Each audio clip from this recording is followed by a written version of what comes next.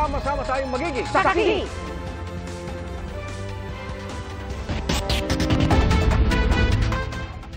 Patuloy na kumikilos palayo sa kalupaan ng Pilipinas ang Typhoon Aghon na nanalasa sa iba't bahagi ng Luzon at Visayas. 9 na beses naglandfall ang bagyo nitong weekend. Ang NDRRMC bineberipika ang ulat na may 5 namatay sa bagyo. Pero sa nakalap ng mga ulat ng GMA Integrated News, hindi bababa sa 3 ang patay, kabilang ang isang sanggol.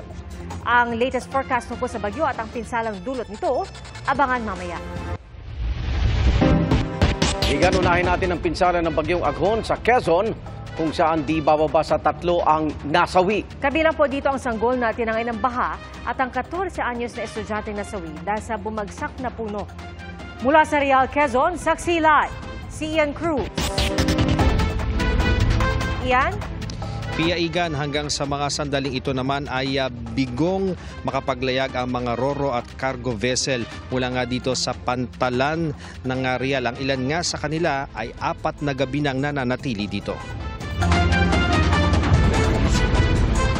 Malakas ang hampas ng alon sa bahagi ito ng Macuban, Quezon. Lumampas na nga ito sa seawall at pinasok na ng tubig ang mga bahay. Tingnan niyo po ang nangyari sa bayan ng Macuban. Ay talaga ang laki ng pinsala dinulot ng bagyo ngayon. Ang isang barko halos dalhin na sa pantalan. Ang ilang bangka nawasak at lumubog na. Halos pumantay naman sa bubong ang level ng tubig sa dagat. Ang lakas ng bagyong Aghon dama rin sa bayan ng Pagbilao na halos magpatuklap sa bubong ng kusina ng isang farm. Tila winawasiwas din ang gate na ito sa lakas ng hangin. Sa Lucena City kung saan naglandfall ang bagyong Aghon sa ika-8 pagkakataon, halos umabot din sa ika-2 palapag ng mga bahay ang baha. Pahirapan ang pagdaan ng mga residente. Sa gitna ng baha, nagtulong-tulong ang pulisya gamit ang mga lubid para i-rescue ang ilang individual kabilang ang mga bata. Ligtas silang nadala sa evacuation center. Di naman sila simpalad ng 14 anyos na estudyanteng nasawi matapos mabagsakan ng puno ang kanilang bahay habang siya'y natutulog. Ayon sa autoridad, tumama ang puno sa sikmura ng binatilyo. Nabuwal na puno rin ang tinuturong sanhi ng pagkamatay ng 50 anyos na lalaki sa bayan ng Chaong. Natutulog lang din daw ang lalaki sa kanyang kubo nang matumba ang puno. Sabado naman ang gabi sa bayan ng Padre Burgos, isang sanggol ang natangay ng baha mula sa kanilang bahay. Kinabukasan na nakuha ang labi ng sanggol. Sa Real, Quezon, stranded sa pier ang nasa 200 pasahero kahit pinasakay na sila kaninang hapon. Hindi muna makaalis ang mga roro at cargo vessels dahil kasama pa rin sa signal number 1 ngayong araw ang kanilang destinasyon, ang Polillo Island. Nakausap natin ang isa sa namamahala sa operasyon ng ilang roro at cargo vessel dito. Sabi ni Maricel Lunar, maghihintay sila ng maging abiso ng mga otoridad. Depende rin po sa Coast Guard, depende po sa sasabihin din ng LGU kung pwede na po kaming umalis. Aalis po kami. Ang iba sa mga pasahero, Biyernes o Sabado pa sa pantalan. Ilang araw po talaga kasi magastos din po yung pag ganon-ganon. Mahirap po kasi dyan kasi may bata. Kaya kailangan po namin maghanap ng matutuluyan. Ang lalawigan ng Quezon ang isa sa pinakahinagupit ng unang bagyong tumama sa bansa ngayong taon. Patuloy ang monitoring ng Provincial Disaster Risk Reduction and Management Office sa epekto nito. Nagmistulang dagat ang ilang palayan matapos palubugin ng baha. Nadaanan pa ng news team ang magsasakang si Julianito na nag-aayos ng balsa para raw iligtas ang kanyang kalabaw na nasa gitna ng palayan. Katulong ko po sa pagkasaka yun po ang katuwang ko sa buhay. Lubog pa rin sa bahang ilang palayan sa San Juan, Batangas, kabilang ang 4 na hektaryang palayan na sinasaka ni Mang Jaime. Pinaagos na lang niya ang tubig sa palayan para maisalba pa ang mga tanim na palay. Sana ay maigahan ng tubig at nang sumaguli ang palay. Kung hindi sasaguli ang palay, sira ang aming mga itinanim. Sayang ang binhi. Kahapon, pinasok din ang ilang paaralan ng baha na nag-iwan ng makapal na putik.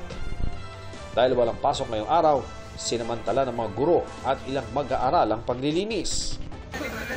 Naglilinis na rin ng kanilang mga bahay ang ilang residente sa Pagsanhan, Laguna. Inabutan nilang putikan ang mga damit at sira ang mga appliances. Base sa datos ng MDRRMO at DSWD, halos 700 pamilya ang apektado rito. Hanggang kanina naman ay baha pa rin sa ilang kalsada sa bayan ng Santa Cruz. Halos mag-zero visibility naman kaninang umaga sa Marilaki Highway sakop ng Tanay Rizal. Sa Barangay Cuyambay, isang puno ang tumamba sa highway dahil sa paglambot ng lupa, bunsod ng matinding pag-ulan. Isang tricycle at 2 motorsiklo ang tumama sa nabuwal na puno dahil sa fog at dilim ng lugar. Left arm po. Hindi na po na inindindi. Basta po sila para po sila makauwi po sila sa pamilya po nila. Agad pinutol ng mga taga-barangay ang puno para di na maka-aksidente. Piaigan, umaasa nga yung mga pasahero na naririto na hanggang bukas ng umaga ay magkakaroon na ng linaw kung kailan nga ba makapaglalayag yung kanilang sasakyang Roro vessel patungo doon sa Pulilo Island, lalo't alisin na nga sa ilalim ng signal number 1 ang nasabing isla. Live mula rito sa Real Quezon, ako si Ian Cruz, ang inyong saksi. 9 na beses naglandfall ang bagyong Aghon sa buong weekend, nagparamdam ng bagsik sa iba't ibang bahagi ng bansa. Gabi ng Biyernes nang maglandfall ito sa Homonhon Island, Eastern Samar. Matapos ang mahigit 1 oras, naglandfall ito sa bayan ng Giporlos. 2 beses ito naglandfall sa Catbalogan. 2 beses din ang landfall sa lalawigan ng Masbate, 1 beses sa Marinduque, at 2 beses sa Quezon Province. Lahat ng mga lalawigan na apektuhan ng tagtuyot dulot ng El Nino. At kabilang dito ang Catbalogan na isinailalim pa noon sa state of calamity. Pero kahit kailangan ng mga sakahan ng mga pag-ulan, hindi may kakaila ang pinsala ng baha. At sa ilang lugar, halos 1.5 buwang dami ng ulan ang ibinuhos ng bagyong Aghon. Saksi si Darling Kai. Nasa Kasiguran, Aurora ang sentro ng bagyong Aghon sa 5 p.m. bulletin ng Pag-asa. Asahan pa rin daw na magiging maulan at malakas ang hangin sa ilang lugar sa bansa. Pero hindi na ito magiging singlakas kung ikukumpara nitong mga nakaraang araw. For the next 2 days, mananatili pa rin po siya as a typhoon that is between 140 hanggang 155 kilometers per hour. So medyo malakas pa rin po. Meron tayong mga minsan malalakas na hangin, lalo na po sa mga coastal and mountainous or upland areas po sa mga susunod na oras. Pero habang lumalayo nga itong si Bagyong Aghon, posibleng mabawasan pa ito at possibly by tomorrow po wala na tayong tropical cyclone wind signals. Dahil sa ilang araw na pag-ulan, tumaas ang level ng tubig sa mga major dam sa Luzon. Ang Angat Dam na nagsusupply ng tubig sa mahigit 70% ng Metro Manila ay tumaas ng halos 1 metro. Ngayon lang nangyari ang ganitong pagtaas sa level ng tubig sa Angat sa loob ng 41 araw. Yung pong tubig ulan ng mga nasa bundok pa is unti-unti na po siyang bababa, papunta po ng reservoir nito pong Angat Dam. Pero kahit tumaas ang level ng tubig sa Angat Dam, hindi pa rin daw sapat ang mga pag-ulan dulot ng Bagyong Aghon para umabot ito sa normal high water level.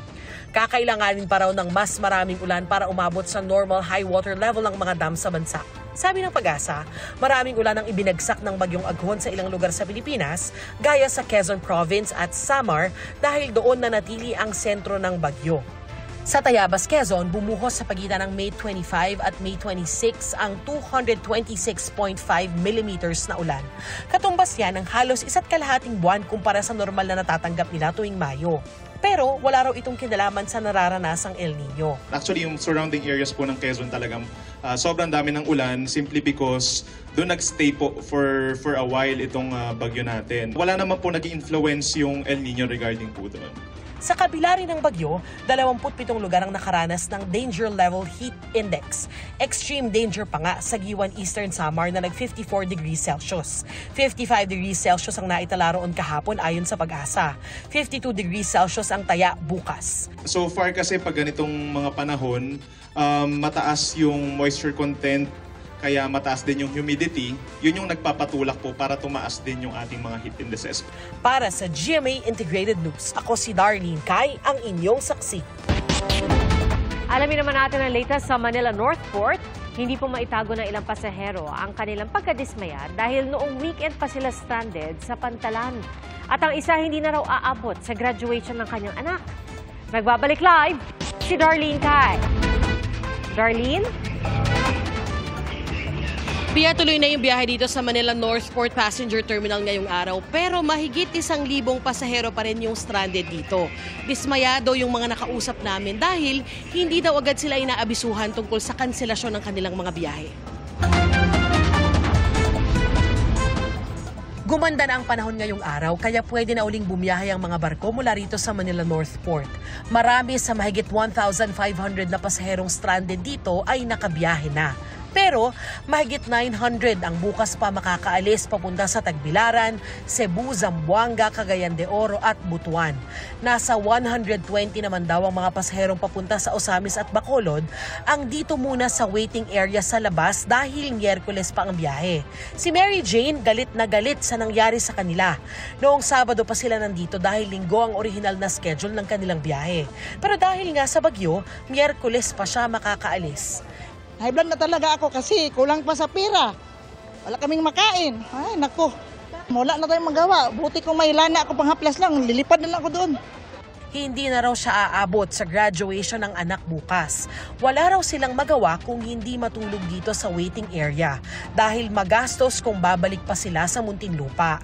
Sana man lang daw may maagang abiso na kanselado ang biyahe para hindi na sila nagpunta rito.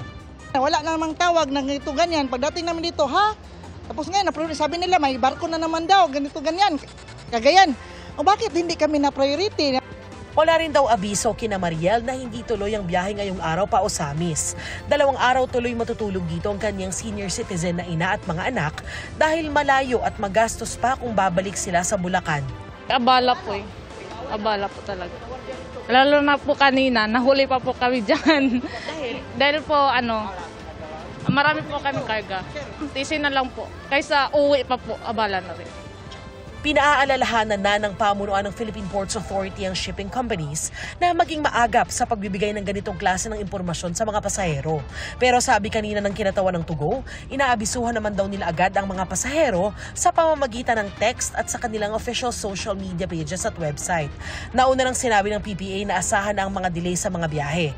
Kailangan daw kasing ituloy ang mga naunang kanselasyon. Sa tala ng PPA, mahigit 7,000 mga pasahero ang stranded sa iba't ibang pantalan sa buong bansa dahil sa mga kanselasyon sa biyahe na dulot ng bagyong Aghon. Pia, humihiling ng makakain yung mga stranded na passengers dito at bukas inaasahan na makakabiyahe na yung mahigit 900 sa kanila. Live mula rito sa Manila Northport Passenger Terminal para sa GMA Integrated News. Ako po si Darlene Kai, ang inyong saksi. Mga kapuso, sama-sama tayong maging saksi. Mag-subscribe sa GMA Integrated News sa YouTube at para sa mga kapuso abroad, samahan niyo kami sa GMA Pinoy TV at sa www.gmanews.tv.